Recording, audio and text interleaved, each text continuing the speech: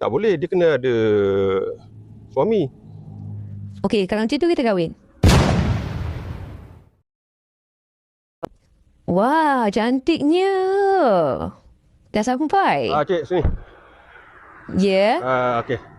Assalamualaikum cik. Okey, cik, saya Waalaikumsalam. dah dapat dokumen yang cik bagi tu Okey. untuk buat test drive dan juga untuk submit loan bank.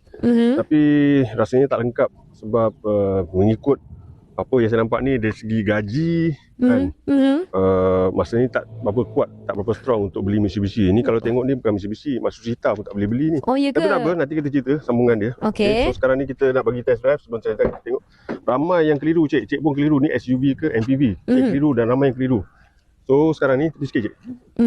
Okey. So sekarang ni kita nak cakap bahawa kereta ni SUV pun ya, MPV pun ya. Sebab penampilan dia kalau tengok daripada jauh, daripada poster memang nampak penampilan SUV, tapi dalamnya memang MPV sebenarnya. Macam ni.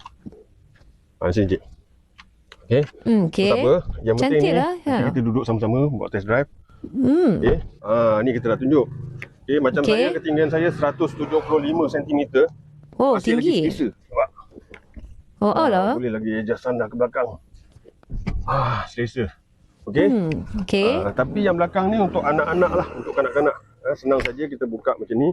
Tapi saya tak kahwin lagi. Nampak, boleh masuk dalam. Boleh tengok. Ni untuk saiz kanak-kanak lah cik. Ya. Okey.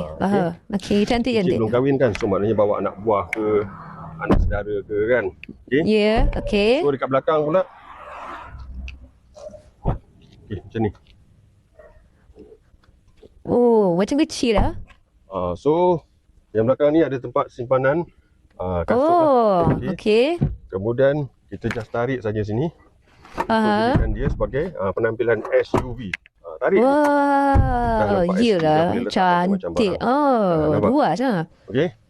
Okey. Tapi itulah masalah yang saya cakap tu. Saya tak kahwin lagi. Nak cari penjamin susah. Macam mana tu? Kalau belum kahwin, tak boleh. Dia kena ada suami. Okey, kalau macam tu kita kahwin. Kita nikah. Meledak.